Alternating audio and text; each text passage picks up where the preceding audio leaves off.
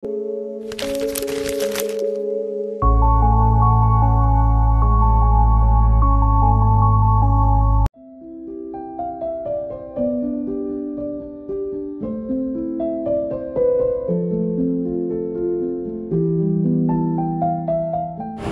hidup dalam zaman yang serba mewah, serba pantas, tapi dalam kegairahan itu pernah tak kita berhenti dan bertanya siapa sebenarnya diri kita? Kenapa kita hidup? Apa erti jadi seorang Muslim hari ini? Penatlah jadi top student ni. Rasa macam hati tu kosong. Itulah kau, nak enjoy life. Cuba jadi macam aku. Tengok ni, OTD hari ni 400 likes tau. Tapi, pernah tak kita tanya hidup kita ni untuk apa? Hidup untuk apa? Untuk happy lah Sarah. Kita ni muda lagi, kita enjoy ni. Nanti dah tua, baru insaf. Aku pun fikir macam tu. Tapi bila seorang-seorang rasa macam hilang diri. Aku baru je habis baca buku Risalah untuk kaum muslimin ni. Risalah? Tengok sikit. Risalah apa weh? Nak tengok juga?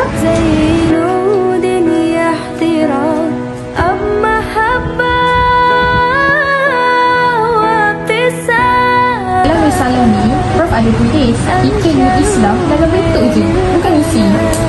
Alah, macam korang cakap tu. Macam ni ke? Islam dalam IC je.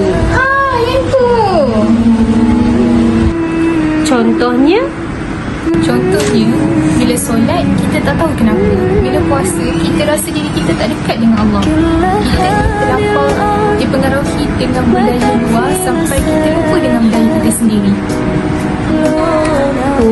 Sebab tu Prof cakap, kita kena dekolonisasi hidup. dekolonisasi tu apa? Dekolonisasi tu, kita perlu bersihkan minda kita dari pengaruh luar yang menyesatkan. Jadi, kita kena tengok balik cerminan diri kita. Betul, bukan cerminan luar aja, tapi cerminan jiwa. Aku nak pinjam buku tu, boleh? Boleh? Baca dan hayati.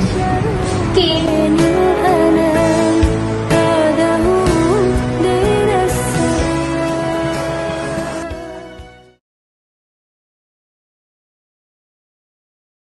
Bismillahirrahmanirrahim.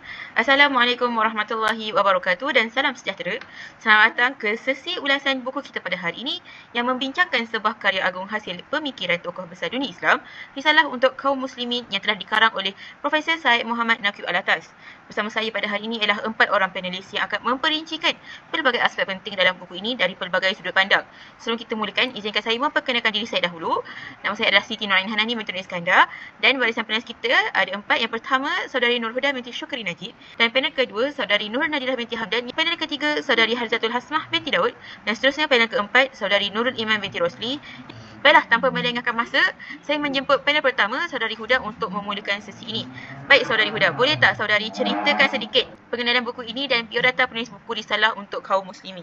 Terima kasih kepada moderator kita pada hari ini iaitu Saudari Ain Hanani. Jadi pada hari ini saya akan mengupas sedikit mengenai buku Risalah untuk kaum muslimin serta biodata penulisnya iaitu Profesor Syed Muhammad Naqib Alatas. Buku Risalah untuk kaum muslimin ini telah ditulis oleh seorang tokoh ilmuwan besar iaitu Profesor Diraja Tan Sri Dr. Syed Muhammad Naqib Alatas, seorang pemikir, ahli falsafah dan tokoh peradaban Islam yang disegani di seluruh dunia Islam.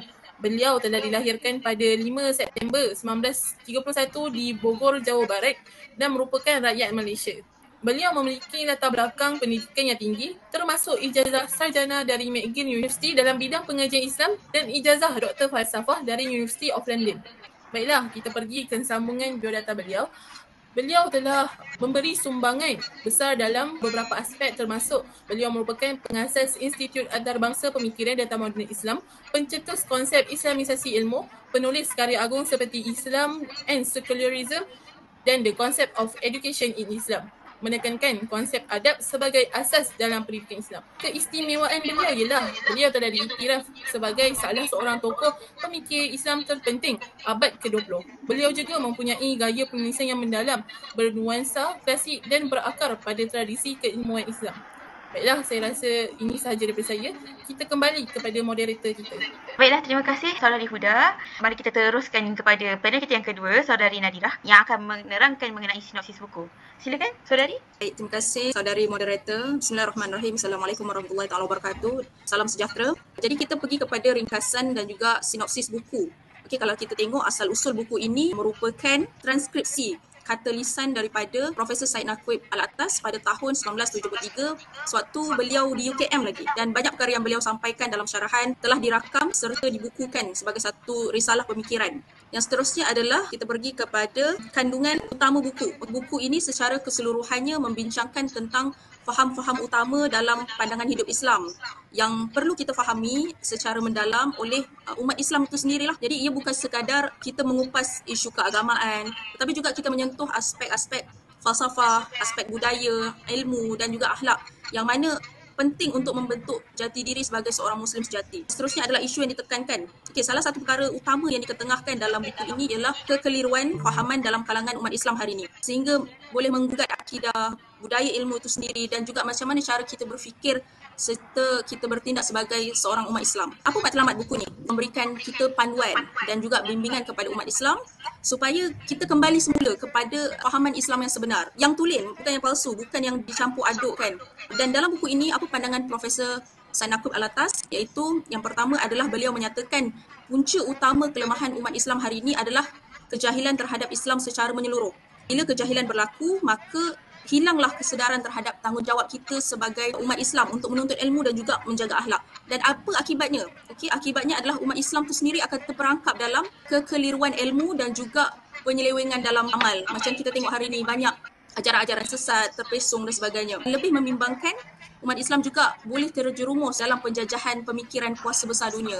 Sebab kita tengok hari ini, kita mungkin tidak dijajah secara fizikal kan, tapi kita dijajah dari sudut pemikiran. Bagaimana pengaruh budaya luar tu masuk dalam pemikiran kita dan juga generasi hari ini. Yang mana secara halus tapi mempengaruhi cara kita berfikir, cara kita berbudaya dan juga cara kita hiduplah sehari-hari kan. Yang seterusnya adalah kandungan buku. Okey, kalau kita tengok di sini, buku ni dibahagikan kepada beberapa bab penting lah. Kandungan buku ada 74 perenggan. Buku ni mengandungi lebih kurang 200 lebih halaman.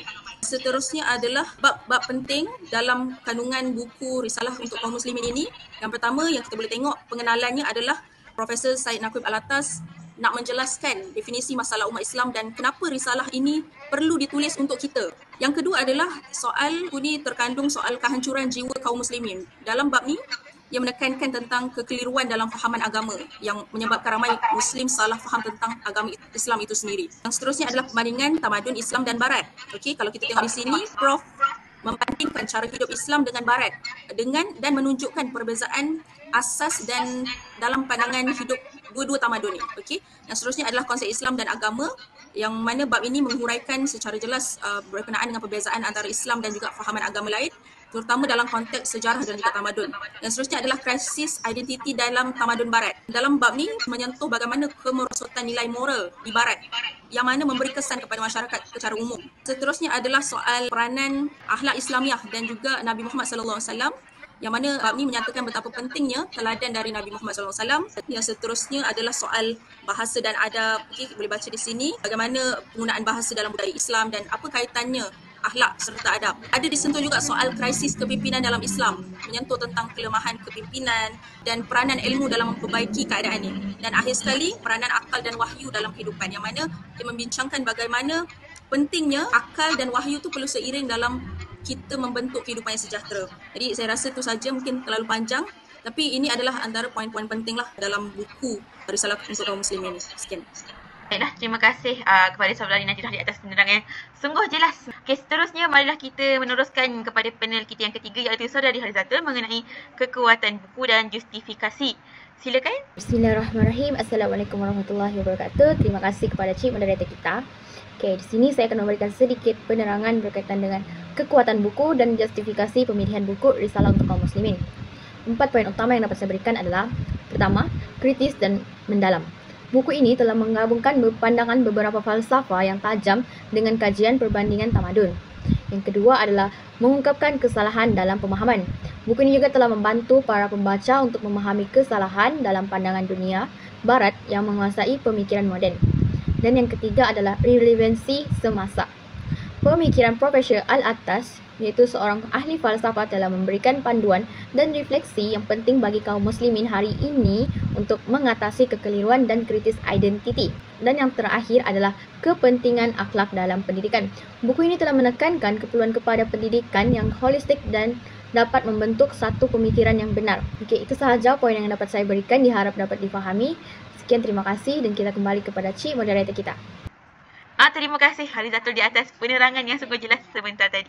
Memandangkan masa juga sangat mencemburui, barulah kita meneruskan kepada yang terakhir panel kita, iaitu Saudari Iman yang akan memberitahu pengajaran yang boleh kita peroleh daripada buku yang telah dikarang oleh Profesor Syed Naqib Al-Attas ini. Silakan Saudari Iman. Assalamualaikum warahmatullahi wabarakatuh. Terima kasih kepada moderator panel-panel yang dihormati. Izinkan saya berkongsi pengajaran. Dapat 5 pengajaran yang saya akan kongsikan untuk kita ambil iktibaran. Okey, yang pertama, pentingnya kita menggabungkan akal dan wahyu.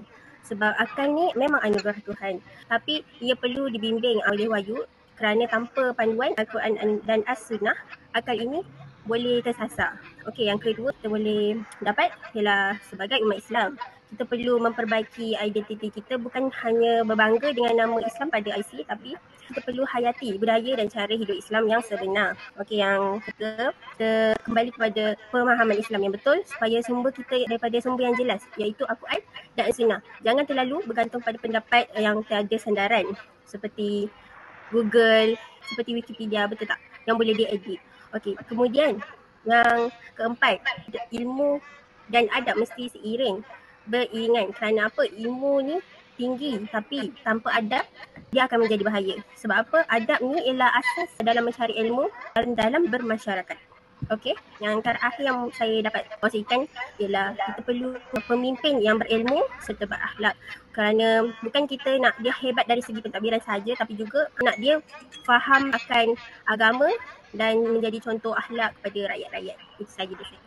Terima kasih. Itu dia tuan-tuan dan puan-puan daripada 4 panel kita pada hari ini. Sungguh jelas ya cara mereka mengulas buku yang telah dikarang. Untuk itu berikan saya sedikit masa untuk menyimpulkan ulasan kita pada hari ini. Jadi apa yang boleh saya simpulkan adalah risalah untuk kaum muslimin ini merupakan seruan intelektual yang mendalam kepada umat Islam agar menyedari hakikat krisis yang sedang dihadapi. Bukan sekadar kelemahan politik atau ekonomi, tetapi krisis ilmu, akidah dan kehilangan adab. Beliau iaitu Syed Muhammad Naqib Al-Attas sendiri menegaskan bahawa umat Islam ini telah terpengaruh dengan pemikiran sekular barat yang mengakibatkan kekeliruan dalam memahami ilmu dan makna kehidupan. Beliau mengajak umat Islam supaya kembali kepada Islam yang sebenar dengan menekankan pembaharuan dalam 3 aspek utama, iaitu akidah yang tulen, sistem pendidikan yang berasaskan hikmah dan nilai rohani, serta pembinaan akhlak dan adab dalam masyarakat. Secara keseluruhannya, tuan-tuan dan puan-puan sekalian, buku ini memberi panduan ke arah pemulihan jati diri umat Islam agar mampu berteguh dalam dunia moden tanpa kehilangan nilai dan identiti Islam yang sebenar. Jadi, terima kasih kepada semua panel atas pencerahan dan hujahan yang sangat benar. Semoga sesi diskusi ini menjadi titik mula kepada pencarian ilmu dan islah dalam diri, dalam kalangan kita semua. Sekian, saya tutup. Wabillahi taufiq wal hidayah. Assalamualaikum warahmatullahi wabarakatuh.